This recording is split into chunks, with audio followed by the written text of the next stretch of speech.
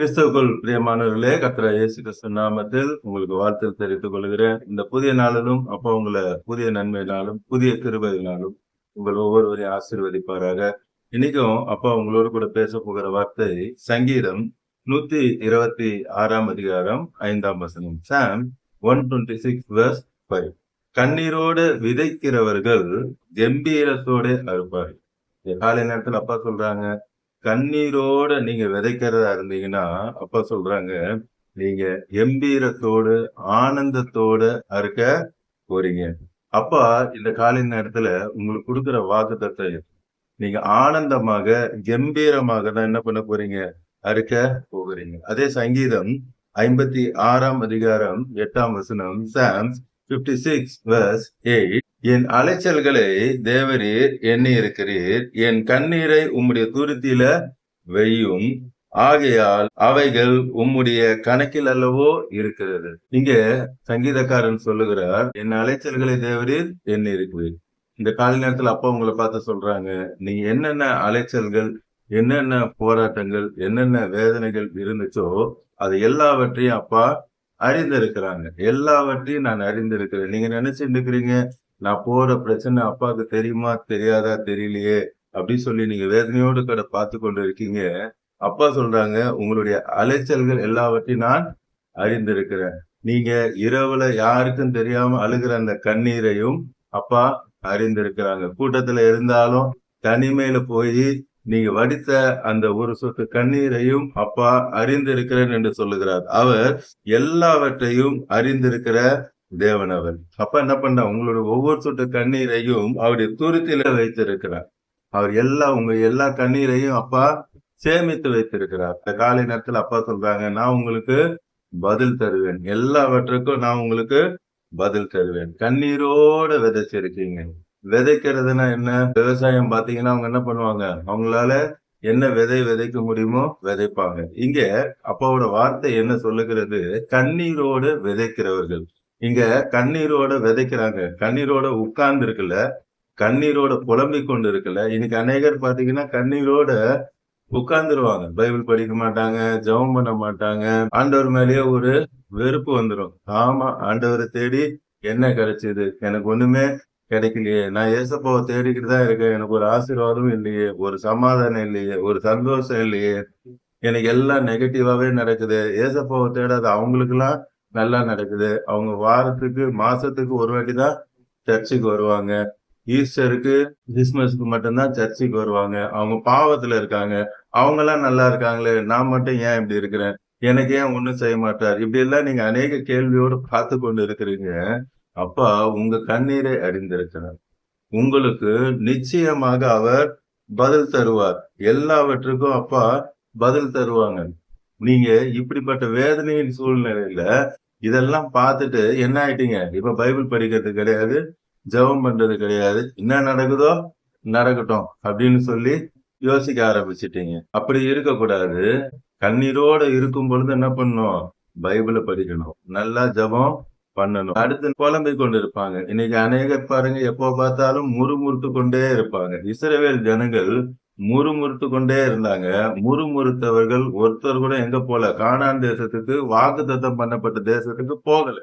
அதே போலதான் இன்னைக்கு அப்பா சொல்றாங்க, நீங்க எதை குறிச்சு முறுமுறுக்காதீங்க, சோர்ந்து போகாதீங்க, புலம்பிக் கொண்டு இருக்காதீங்க, எனக்கு அது நடக்கல இது நடக்கலன்னு புலம்பிக் கொண்டு இருக்காதீங்க.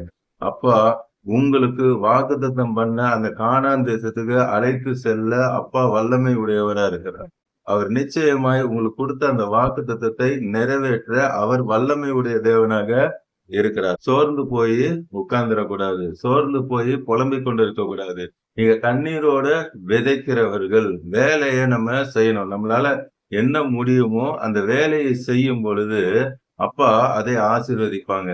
நாம விதைக்கணும். ஏசாயா 55:11 பார்த்தோம்னா, ஐசாயா 55 verse 11ல அவருடைய வாயிலிருந்து புறப்பட்ட ஒவ்வொரு வசனமும் வெறுமையா திரும்பி வராது. அதே போல நீங்க ஜெபத்துல விதைத்த வார்த்தை ஒரு நாள் என்ன ஆகாது, வீணாக போகாது. நீங்க விசுவாசத்துல பேசின ஒவ்வொரு வார்த்தையும் ஒரு நாளும் வீணாக போகாது. தேவனுடைய வார்த்தை ஒரு நாளும் வீணாக போகாது. அப்ப உங்களுக்கு ஒரு வாக்குத்தத்தம் கொடுத்தாங்கன்னா அது நிச்சயமா நடக்கும். அவர் வாயிலிருந்து புறப்பட்ட ஒவ்வொரு வசனமும் வீணாக போகாது. அது நிச்சயமா நடக்கும். பிரசங்கி 3:4 பார்த்தோம்னா, எக்லீசியாஸ்டஸ் 3:4 பார்த்தோம்னா, அழ ஒரு காலம் உண்டு, நகைக்க ஒரு காலம் உண்டு, புலம்ப ஒரு காலம் உண்டு, நடனமாட ஒரு காலம் உண்டு. இன்று அழுகையில இருக்கலாம் நீங்க, பாரத்தோட இருக்கலாம் நீங்க. இங்க அழுகைக்கு ஒரு காலம் உண்டு, அடுத்து நகைக்கிறதுக்கு ஒரு காலம் உண்டு, நடனமாட ஒரு காலம் உண்டு. இன்னைக்கு நீங்க அழுகையோட இருக்கலாம், வேதனையோடு கூட, துக்கத்தோட, கவலையோடு கூட இருக்கலாம். நீங்க நகைக்கிற காலம் வந்து விட்டது. நீங்க நடனமாட காலம் வந்து விட்டது. ஏசப்பா உங்களுக்கு அற்புதத்தை செய்கிற அந்த காலம் வந்துவிட்டது. சங்கீதம் 30ஆம் அதிகாரம் 5ஆம் வசனம். சாம் 30:5. சாயங்காலத்தில் அழுகை தங்கும், விடிய காலத்தில் களிப்புண்டாகும். சாயங்கால நேரத்துல, மாலை நேரத்துல அழுகை தங்கினாலும் காலையில என்ன வருமா? சந்தோஷம் வரும். இப்போ இவ்வளவு நாள் நீங்க அழுதுட்டீங்க, இனி என்ன வரப்போகுதா? சந்தோஷம் வரப்போகிறது. அப்பா உங்க வாழ்க்கையில எந்தெந்த எல்லையெல்லாம் நீங்க துக்கத்தோட இருந்தீங்களோ, அப்பா எல்லாவற்றையும் சந்தோஷமாக மாறும். இரவு எப்பயுமே நிரந்தரம் இல்லைங்க. இரவு வந்துச்சுன்னா பகல் வந்துதான் ஆகும். உங்க வாழ்க்கையில இவ்வளவு நாள் இரவு இருந்துச்சு, இருட்டு இருந்துச்சு. அந்த இருட்டெல்லாம் விலகி ஒளியாகிய ஏசப்பா உங்க வாழ்க்கையில வருவாங்க. இன்னைக்கு நினைச்சு கொண்டு இருக்கலாம், எனக்கு தான் இந்த பிரச்சனை, எனக்கு தான் வேதனைன்னு சொல்லி ஏசப்பா உங்க வார்த்தையில சொல்லியிருக்காங்க. இந்த சோதனை பாதையில அவரே நடந்து சென்று இருக்கிறார். நம்மளுக்கு உதவி செய்யும்படி இந்த சோதனையின் பாதையில அவரே நடந்து சென்று நம்மளுக்கு உதவி செய்ய அவர் வல்லவராய் இருக்கிறார். எபிரேயர் 5:7 பாத்தீங்கன்னா, அவர் கண்ணீரோடும் கூக்குரலோடும் ஜெபம் பண்ணார். அப்பா கண்ணீர் விடணும்னு அவசியமா? அப்பாவே கண்ணீரோட கூக்குரலோட ஜெபம் பண்ணாங்க. எதுக்கு கண்ணீரோட ஜெபம் பண்ணாங்க? எல்லா பாவங்கள், அக்கிரமங்கள் எல்லாம் அப்பா மேல வந்துச்சு. அப்ப பிதாவாகிய தேவனுடைய பார்வையே அகன்றி போச்சு. அப்பா சொல்லியிருப்பாங்க, பிதாவாகிய தேவன் என்னை தனியே விடுவதில்லை என்று சொல்லியிருப்பாங்க. இப்ப பிதாவே பார்க்கலன்னு போது அப்பாவுக்கு அவ்வளவு வேதனை. அதனாலதான் இங்க சொல்றாங்க, கண்ணீரோடு கூட கூக்குரலோடு கூட ஜெபம் பண்ணாங்க. அடுத்து அதிலே எபிரேயர் 12:2 பார்த்தீங்கன்னா, ஹீப்ரு 12:2 சிலுவையை சகித்து தேவனுடைய சிங்காசனத்தின் வலது பார்த்தத்துல அப்பா உட்கார்ந்தாங்க. சிலுவையில அவ்வளவு பிரச்சனை, அவ்வளவு போராட்டம் எல்லாம் இருந்துச்சு. ஆனா அப்ப என்ன பண்ணாங்க? அந்த சிலுவையை சகித்து தேவனுடைய சிங்காசனத்துல வலது பார்த்தத்துல உட்கார்ந்தார் என்று சொல்லி பார்க்கிறோம். பிரச்சனை இருந்துச்சு, போராட்டம் இருந்துச்சு, எல்லாம் இருந்துச்சு. ஒரு பெரிய திட்டம், தேவனுடைய மகத்தான ஒரு திட்டம் அங்க நிறைவேறி கண்ணீரோட சிலுவையில் அப்பா வந்தாங்க. வேதனையோட மரணத்தை சகித்தாங்க. கடைசியில 3ஆம் நாள்ல அப்பா உயிரோடு எழுந்து மகிமை அடைந்து எல்லாவற்றிலும் அப்பா என்ன பண்ணாங்க? ஜெயம் பெற்றாங்க. இன்னைக்கு அதே போலதான் நீங்க கண்ணீரோடு கூட இருக்கலாம், வேதனையோடு கூட இருக்கலாம். உங்களுடைய கண்ணீரோட வேல்யூ என்னன்னு அப்பாவுக்கு தெரியும். அவர் எல்லா பிரச்சனை, இன்னைக்கு நாம் கடந்து செல்லுகிற எல்லா பிரச்சனையிலையும் அவர் கடந்து சென்று விட்டார். உங்களை அந்த பிரச்சனையில இருந்து தூக்கி எடுக்க அப்பாவுக்கு மாத்திரம்தான் வல்லமை. இப்பொழுதும் நாம் கண்களை மூடி கல்வாரி சிலுவையை பார்க்கலாம். உங்களுடைய கண்ணீர் எல்லாம் இன்றோடு இந்த நொடியோடு முடிய போகிறது. அன்பின் பரலோக தகப்பனே, இப்பொழுதும் கோடிக்கணக்கான உங்களுடைய பிள்ளைகள் பார்த்து கொண்டிருக்காங்க. இன்னைக்கு நீங்க சொல்றீங்கப்பா, உன் கண்ணீர் வீணாக, உன் கண்ணீருக்கு பதில் உண்டு. இதுதான் அந்த கடைசி சொட்டு நீர் விடுகிற கண்ணீர். இன்றோடு அழுகை நிமித்தம், பிரச்சனை நிமித்தம், போராட்டத்தின் நிமித்தம் நீங்க அழப்போவது கிடையாது. இனி உங்கள் கண்கள் வரப்போகிற கண்ணீர் ஆனந்த கண்ணீர், கம்பீரத்தோடு வருகிற கண்ணீர். இன்றோடு உங்கள் கடன் பிரச்சனை, உங்கள் பொருளாதார நெருக்கடி, உங்க வியாதிகள், உங்க வறுமைகள், உங்கள் தரித்திரங்கள், உங்கள் சாபங்கள் எல்லாம் ஒளிந்து போகிறது. Thank you Jesus. இப்பொழுதே அப்போ உங்களுடைய வல்லமை இறங்குகிறதற்காக மறிக்கிற தருவாயில இருக்கிற தன்னுடைய பிள்ளைகளுக்காகவும், தன்னுடைய பெற்றோர்களுக்காகவும், தன்னுடைய உறவினர்களுக்காகவும் இப்பொழுது உங்களுடைய பிள்ளைகள் பாரத்தோடு ஜெபிக்கிறாங்கப்பா. இப்பொழுதே உங்களுடைய சுகமளிக்கும் வல்லமை இப்பொழுதே அந்த இடத்துல இறங்குகிறதற்காக, உங்களுடைய உயிர்த்தெழுதலின் வல்லமை இப்பொழுதே இறங்குகிறதற்காக, தெய்வீக சுகம் இப்பொழுதே நீர் கட்டளையிடுகிறதற்காக நன்றி.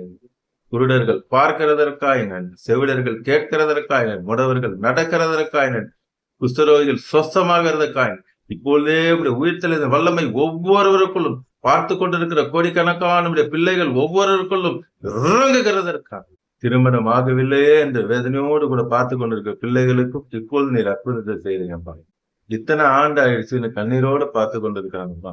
பெற்றோரும் சரி, பிள்ளைகளும் சரி, இப்பொழுது அவருடைய கண்ணீரை நீர் துடைக்கிறீர். அப்பா சொல்றாங்க, விதைங்க, பைபிள் அதிகமா படிங்க, இன்னும் ஜெபத்தை அதிகமா பண்ணுங்க, சீக்கிரத்துல அற்புதத்தை பார்ப்பீங்க. குழந்தை இல்லையேன்னு வேதனையோட பாக்குறீங்க, இப்ப புலம்பிக் கொண்டு இருக்கீங்க. நான் ஏசப்பாவை தான் தேடுறேன் அப்படின்னு சொல்லி புலம்பிட்டு இருக்கீங்க. அப்பா சொல்லி இந்த புலம்பலை நிப்பாட்டுங்க. வேதத்தை இன்னும் அதிகமா படிங்க, ஜெபத்தை இன்னும் அதிகமா பண்ணுங்க. உங்களுடைய ஆசீர்வாதம் உங்கள் கண்களுக்கு முன்பாக வந்து நிற்கிறதை நீங்க பார்ப்பீங்க. அப்பாவோட வார்த்தை சொல்லுகிறார், பெற பண்ணுகிறவர் ஆகிய நான் பெற செய்யாமல் இருப்பேனோ என்று கேட்டிருக்கிறார். பெற பண்ணுகிறவர் அவர்தான். அதே போல சொந்த வீடு இல்லையே என்று சொல்லி வேதனையோடு பார்த்து கொண்டிருக்கீங்க. ஒரு வாடகை வீடாவது நல்ல வீடு கிடைக்காதான்னு பார்த்து கொண்டிருக்கீங்க. அப்பாவோட வார்த்தை சொல்லுகிறது, அவர் நிச்சயமாய் உங்களுக்கு ஒரு வீட்டை உண்டு பண்ணுவார். நீங்கள் நாடோடி போல அலைந்து திரிவதில்லை. இந்த வார்த்தையை சொல்லியே நீங்க ஜெபம் பண்றீங்க. நான் நாடோடிய போல அங்கேயும் இங்கேயும் அலைஞ்சிட்டு இருக்கிறேன், இந்த வார்த்தையை சொல்றீங்க. இந்த வார்த்தையை சொல்ற உங்களுக்கு தான் அப்பா சொல்றாங்க, நீங்க நாடோடிய போல இனி அலைவது இல்லை. அவர்கள் நேத்து அப்பா வார்த்தையில சொன்னது போல, நீங்க நிரப்பாத சகல நல்ல வஸ்துக்களால் நிரம்பிய வீடுகளையும் எல்லாவற்றையும் அப்பா கொடுத்து ஆசீர்வதிக்க போறார். போதும் பார்த்து கொண்டிருக்கிற கோடிக்கணக்கான தேவ ஜனங்களை, உங்க பிள்ளைகளை, அவர் குடும்பத்தை நீங்க ரட்சித்து ஆசீர்வதிக்கிறதுக்காக இயேசுவின் நாமத்தில் ஜெபிக்கிறேன் நல்ல பிதாவே. ஆமென். ஆமென். தொடர்ந்து பாருங்க, அப்போட வார்த்தையை கேளுங்க, அநேகருக்கு ஷேர் பண்ணுங்க. எல்லோரும் ரட்சிக்கப்படட்டும், ஆசீர்வதிக்கப்படட்டும். God bless you. Praise God.